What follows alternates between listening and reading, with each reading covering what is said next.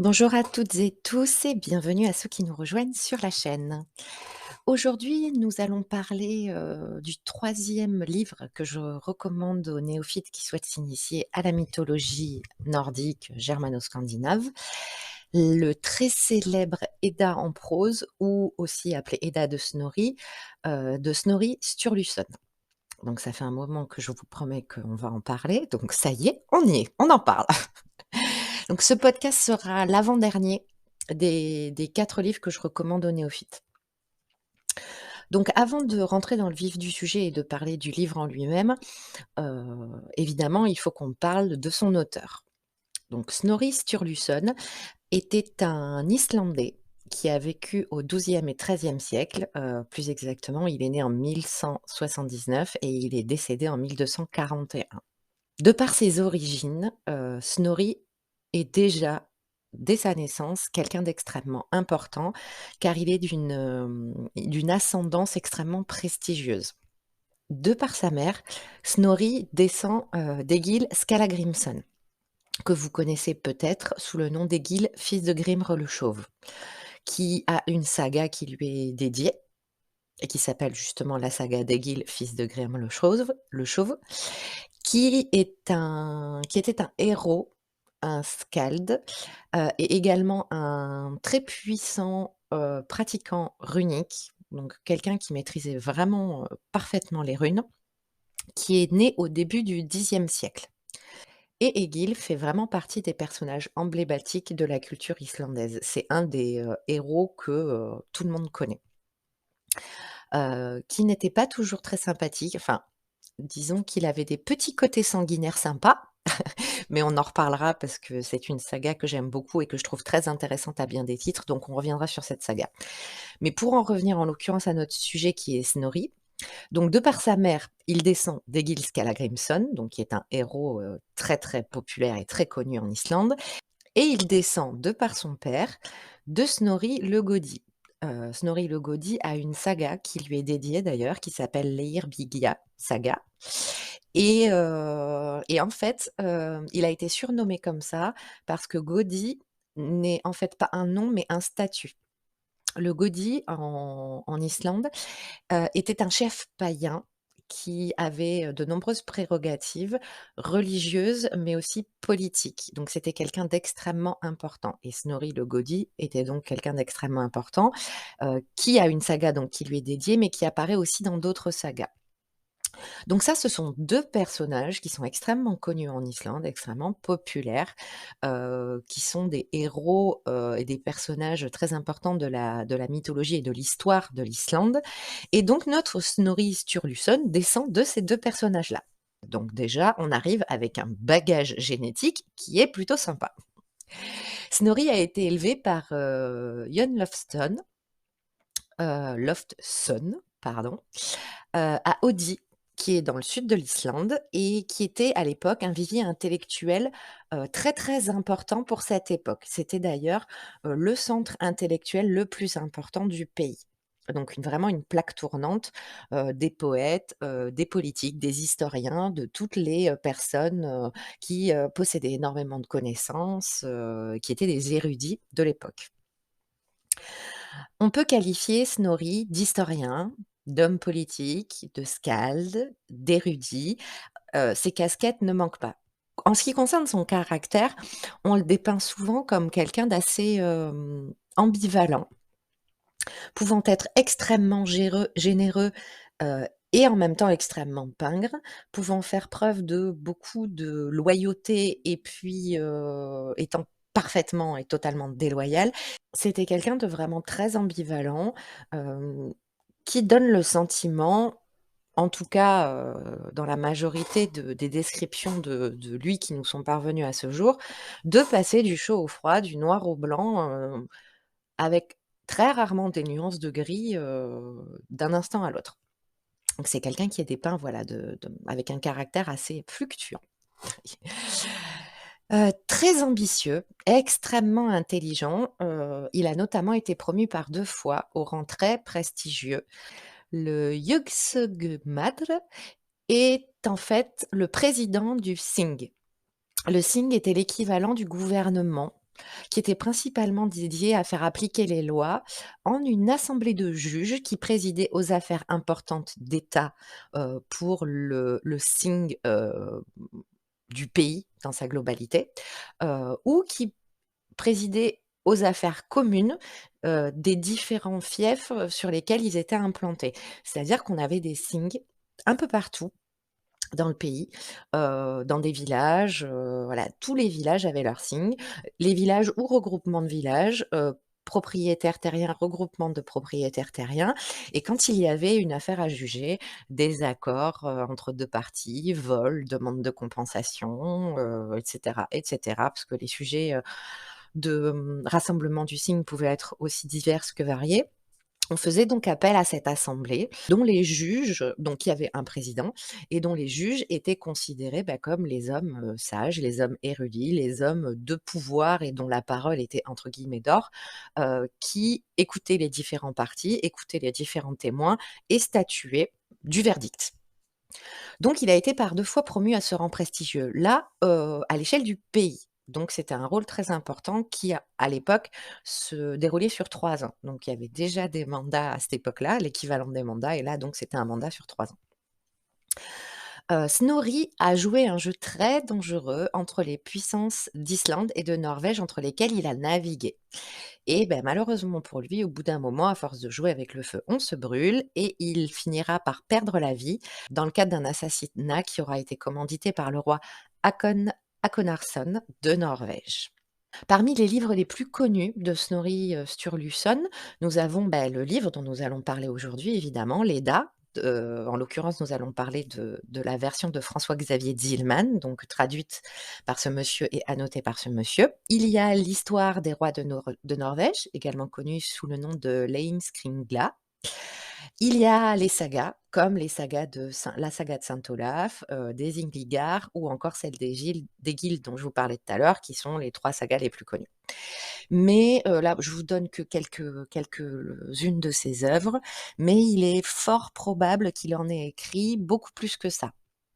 Parce qu'on lui attribue potentiellement la paternité de plein d'autres textes, dont certains qui sont inclus dans l'Edda poétique, sans en avoir pour autant la certitude. Donc, là, on en revient on en a déjà parlé sur les précédents podcasts, mais on en revient aux historiens, qui se crêpent un peu le chignon et qui sont pas tous d'accord avec les uns avec les autres. Donc certains lui attribuent la paternité de certains textes, d'autres non. Mais c'est vrai qu'il est, fort probable qu'il ait écrit beaucoup plus de textes que les livres qu'on lui attribue, de manière générale. Les différents textes que nous a légués Snorri sont inestimables. Parce que ce sont des textes extrêmement complets qui nous narrent la mythologie et les anciennes croyances païennes des peuples du Nord et aussi parce que, notamment l'Edda dont nous allons parler aujourd'hui, est un petit manuel en quelque sorte, à l'attention, des poètes, skaldiques, des skaldes en fait. Parce qu'on en a déjà parlé, dans le podcast, sur, la crédibilité et la légitimité que l'on peut attribuer aux anciens textes dont on sait que les auteurs étaient convertis au christianisme ou faisaient partie du clergé catholique. C'est que, pendant des siècles et des siècles, tout était pratiquement, en tradition orale. Mis à part certains artefacts, et pierres, qui étaient gravés majoritairement de runes, mis à part ces vestiges archéologiques-là, tout était en tradition orale et ça, on en reparlera dans d'autres podcasts, mais l'utilisation des runes en termes d'écriture était extrêmement sommaire et on ne pouvait pas, et on ne d'ailleurs faisait pas de pavés, avec des runes. Heu, les plus importants vestiges runiques sont généralement sur des pierres funéraires, où on peut, en termes d'équivalence, dire qu'il y a peut-être, 2 ou 3 phrases, pas plus.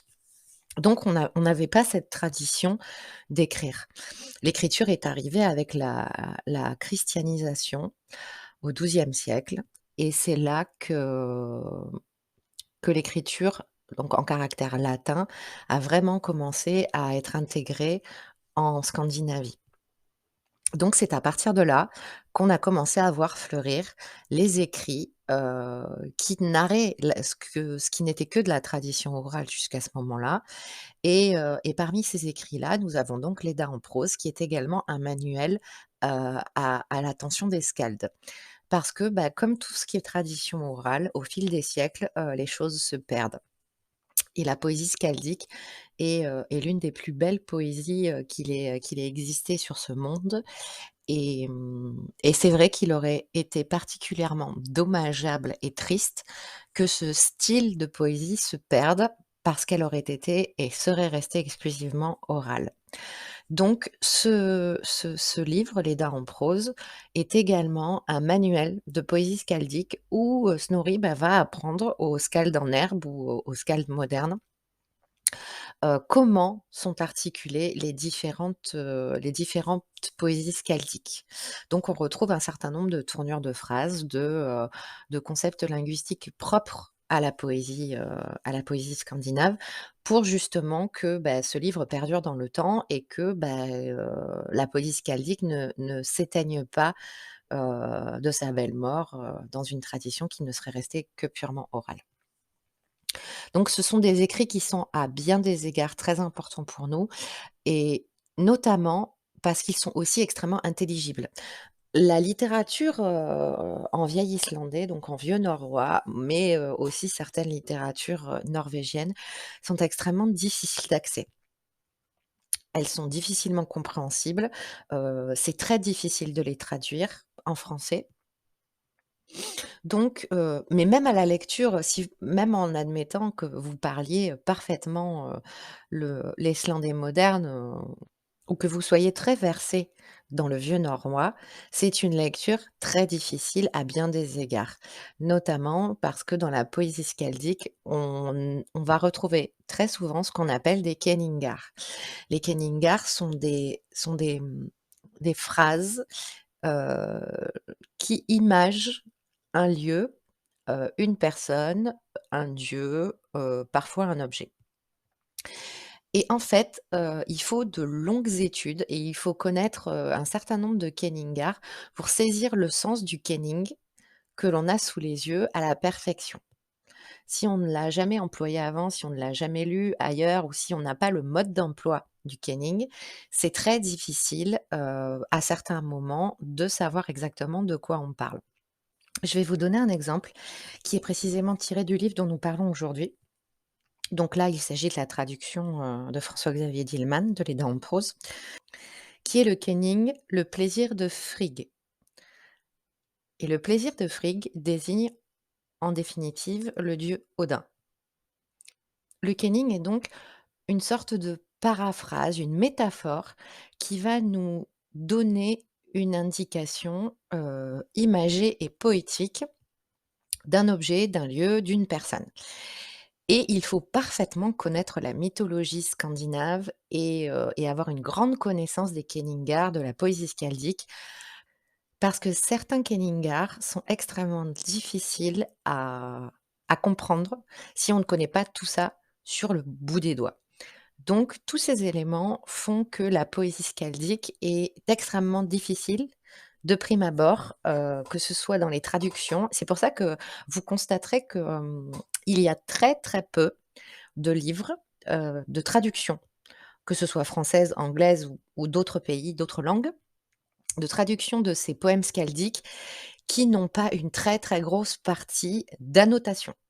Parce qu'il y a énormément de choses, même une fois traduites, ces poésies ne sont pas forcément abordables. Parce que si on veut vraiment en comprendre le sens profond, il faut se référer aux annotations et il faut que le traducteur explique, les Kenningar et les différentes composantes et les différentes aussi allusions qu'il y a parfois dans ces poèmes skaldiques. Par exemple, si vous connaissez, peu, mal ou pas du tout, la mythologie nordique et la poésie skaldique, le plaisir de Frigg, vous allez pas forcément faire le lien avec son époux Odin. Alors qu'au final, c'est bien de lui dont on parle. Donc voilà, pour vous donner un exemple.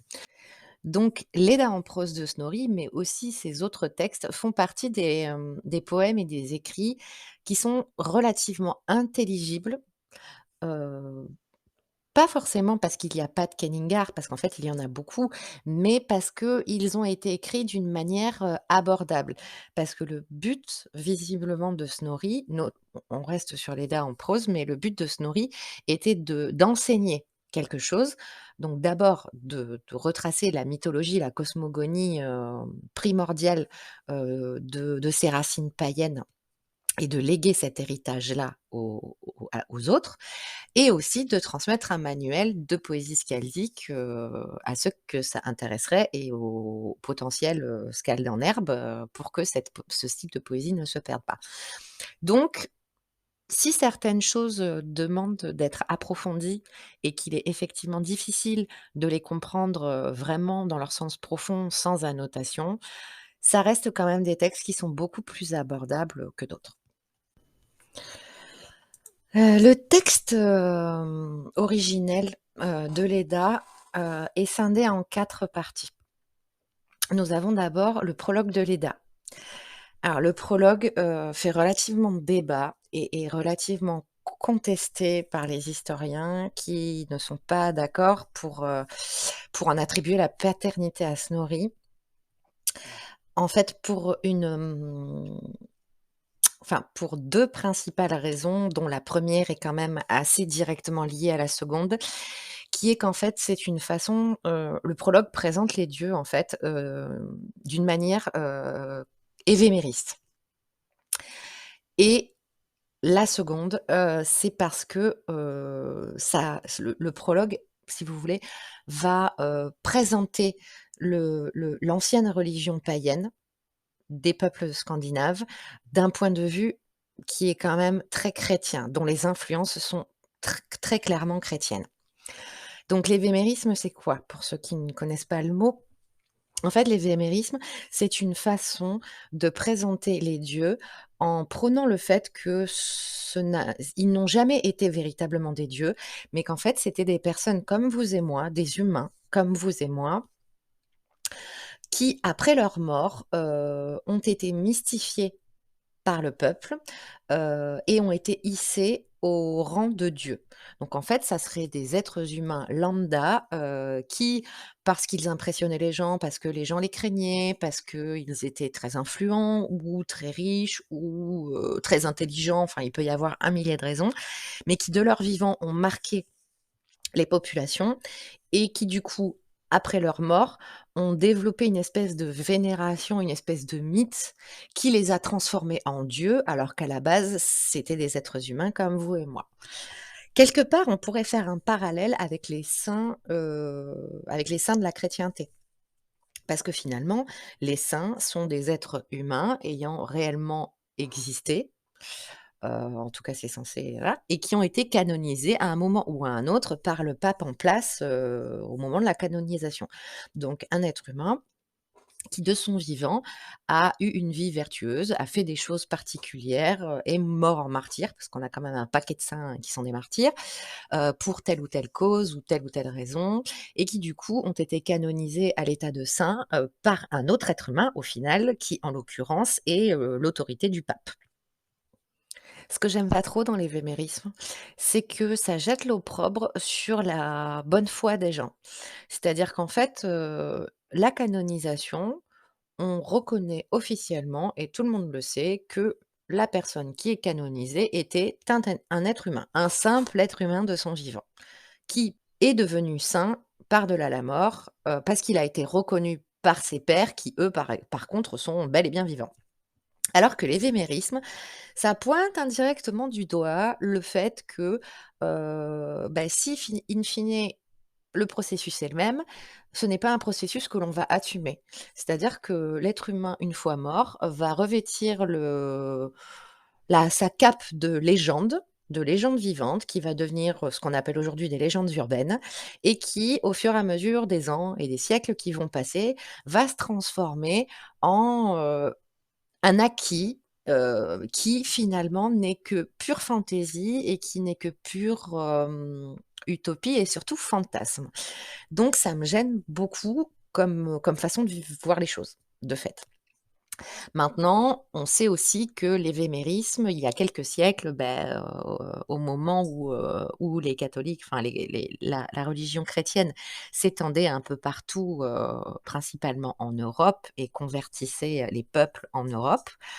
On sait que l'évémérisme faisait partie des, piliers de, discréditation des religions païennes. En, faisant de la propagande comme quoi, on va rester sur notre exemple, hein, mais comme quoi les dieux scandinaves ne sont en fait, qu'un évémérisme, populaire, qui a été créé au fur et à mesure des ans, des fantasmes, et des craintes que pouvaient inspirer, ces êtres humains-là élevés au rang de divinité.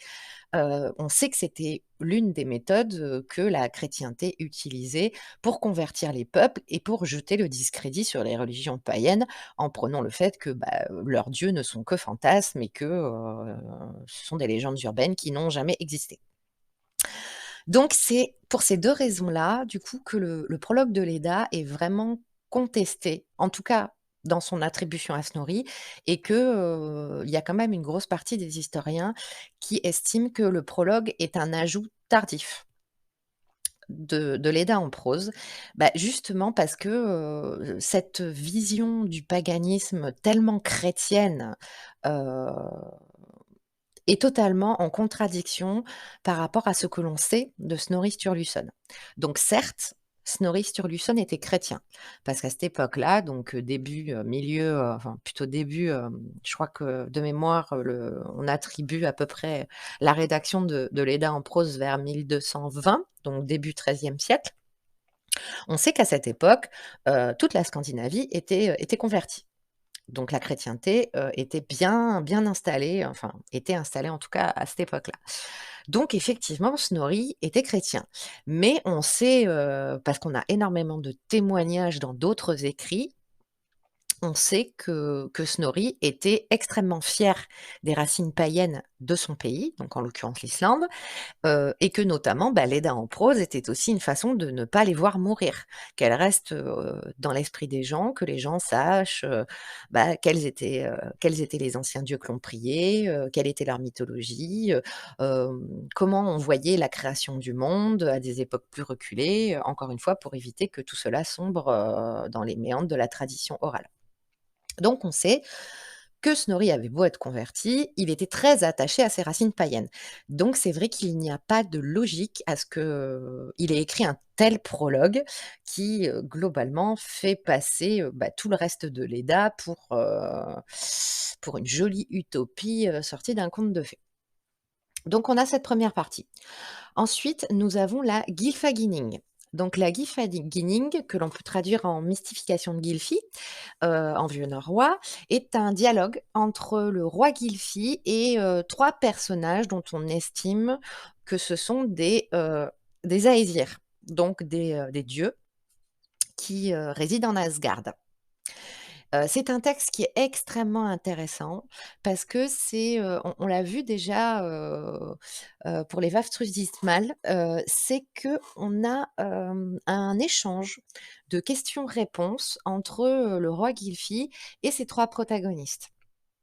Donc Gylfi a énormément d'interrogations, de questions à poser sur le monde, sur son origine, les dieux, comment est née la race des êtres humains. On parle aussi également d'Yggdrasil, des questions sur les Norns, on aborde énormément de choses et les 3 protagonistes, d'Asgard répondent à ces questions. Et la lecture est extrêmement fluide parce que c'est un peu comme un roman, si vous voulez. On n'est pas, dans la poésie skaldique, pure et dure par strophe, on est vraiment comme dans un roman. Donc la lecture est vraiment facile. Donc c'est très intéressant parce qu'on voit un large panel de croyances et de mythes qui entourent la mythologie germano-scandinave. Donc vous allez apprendre énormément de choses. Vous allez voir les enfants de Loki, qui vont être, partie, prenante dans le Ragnarök. On va parler des Valkyries, on va parler des Einherjar, qui sont les guerriers immortels qui sont à la Valhöll, donc que vous connaissez sans doute, plus sous le nom de Valhalla. On va parler, de la cosmogonie, comment a été créé le monde. Donc ça, on l'a déjà un peu vu dans le deuxième livre que je vous conseillais, mais là, on va la voir encore plus profondément. On va aussi voir des créatures, mythologiques comme Sleipnir, qui est le cheval à 8 jambes d'Odin, qui est, le fils, de Loki.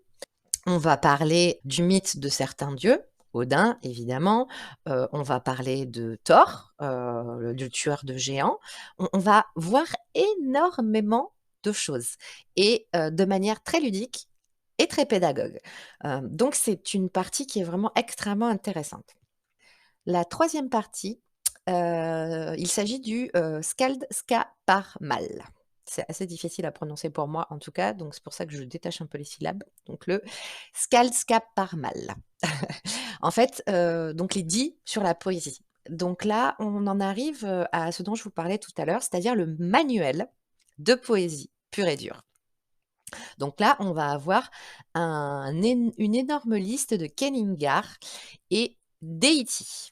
Alors, les Kenningar, on l'a vu tout à l'heure, ce sont les métaphores qui nous permettent de, parler d'un lieu, d'un dieu, d'une personne, d'un objet, sans pour autant le nommer. Donc les éityres, en fait, sont des sortes de synonymes. C'est-à-dire que vous verrez, au fur et à mesure de vos lectures et c'est aussi ça qui rend parfois, la mémorisation et la compréhension de certains textes un peu difficiles. Il y a de nombreux noms pour la même personne ou de nombreux noms pour le même lieu ou de nombreux noms pour la même chose. Donc en fait, ce sont, des synonymes.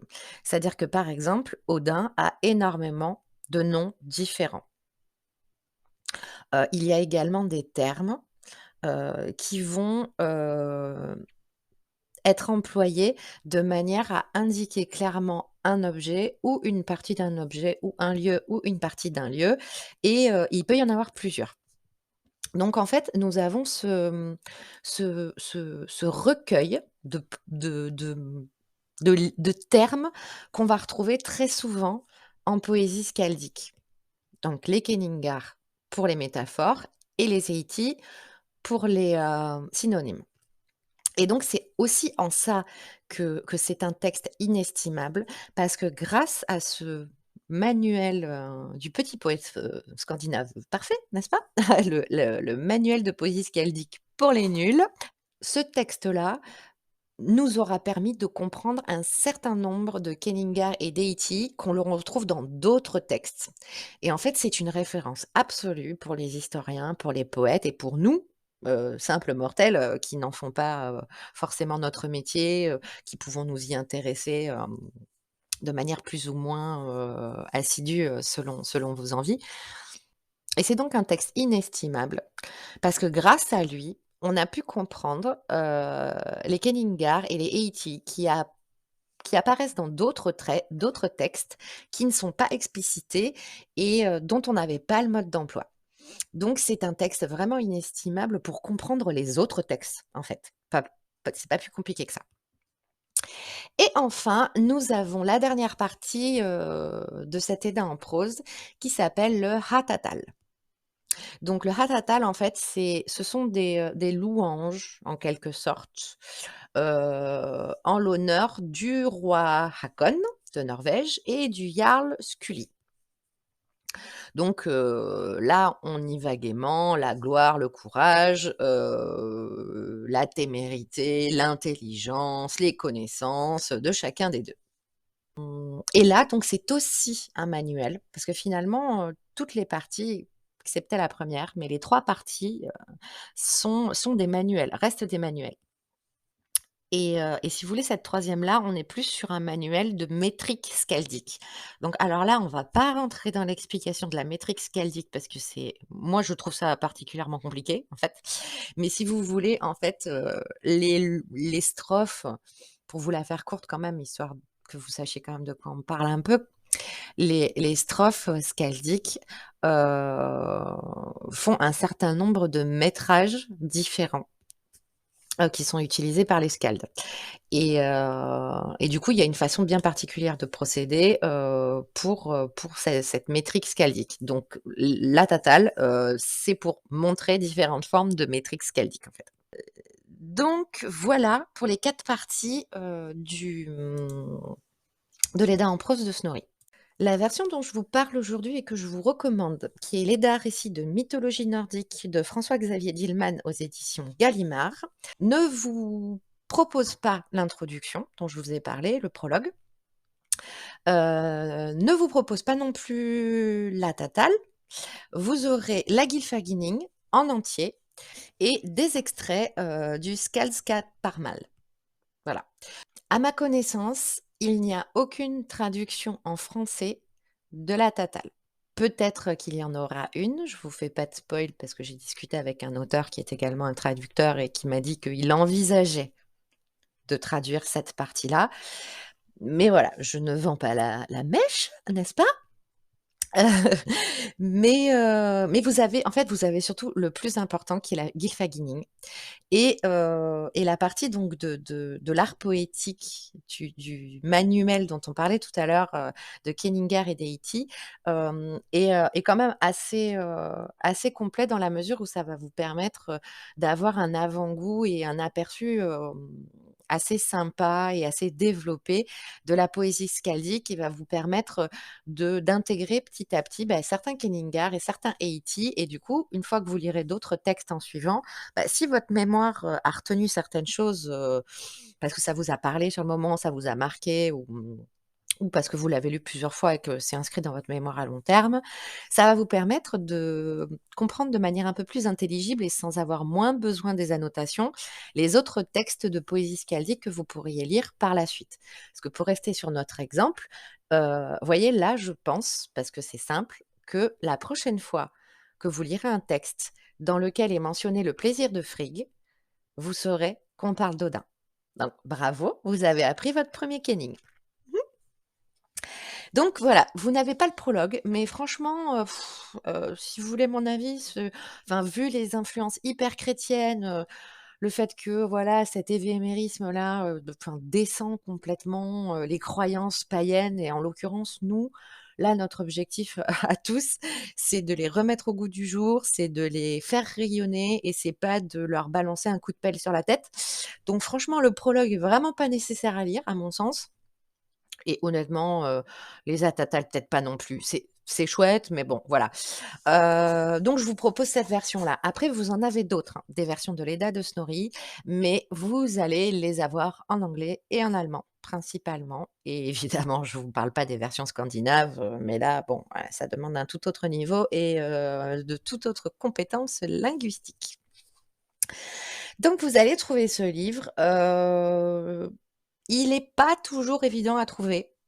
Vous allez rarement le trouver, par exemple, en librairie, mais la plupart du temps, vous allez pouvoir le commander sans souci. Vous allez le trouver sur internet sans aucun problème et en librairie, normalement, votre libraire doit pouvoir le commander. Donc c'est pas un livre qui est difficile à trouver, in fine. Donc voilà pour ce livre-là, je vous encourage vraiment à le lire parce que vous verrez, c'est vrai qu'il y a une grosse partie, je dirais, allez, un bon tiers du bouquin, peut-être un petit peu moins quand même, un petit peu moins, ouais, non, un bon tiers du bouquin qui sont les annotations de François-Xavier Dillmann. Vous n'êtes pas du tout obligé de les lire. Si vous avez envie simplement de lire la Gylfaginning, par exemple, vous pouvez très bien le faire parce que entre la façon dont Snorri l'a rédigée et la façon dont elle a été traduite par François-Xavier Dillmann, ça en fait une lecture extrêmement agréable, extrêmement pédagogue, très intéressante, telle qu'elle. Mais c'est vrai que si quand vous commencez à mettre le nez un peu dans les annotations, ça vous fait tiquer, vous dites: «Oh là là, ça y est, c'est bon, c'est trop compliqué», laissez tomber les annotations et profitez de la lecture de la Gylfaginning. Plus tard, si vous vous en sentez et que vous commencez à vous intéresser vraiment beaucoup plus, en profondeur à la mythologie scandinave, je vous conseille quand même vraiment de lire les annotations parce qu'elles vont vous apprendre énormément de choses. Elles vont vous avancer des arguments, aussi des hypothèses, parce qu'il y a certains pans du texte qui restent de l'ordre de l'hypothèse et ça va vous enseigner vraiment plein de choses et pour votre culture générale et votre connaissance de cette mythologie, c'est vraiment très intéressant. Donc je vous recommande vraiment, ce livre. Donc je vous rappelle le titre. De toute façon, vous avez le lien en description du podcast, ou sur YouTube, pour ceux qui regardent sur YouTube. Donc c'est «Léda, récit de mythologie nordique» de François-Xavier Dillmann, aux éditions Gallimard. Il coûte vraiment pas cher, hein, vous allez en avoir pour, 22,50 €. Donc c'est pas non plus un investissement de fou, mmh et c'est vraiment un livre très intéressant qui va vous éclairer sur pas mal de choses. Voilà, voilà pour le troisième podcast.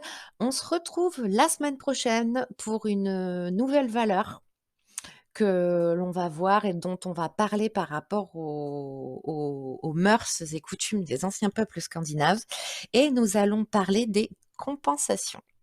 Donc ça peut paraître un peu étrange, mais c'était une valeur et un précepte très important. Donc on va parler des compensations.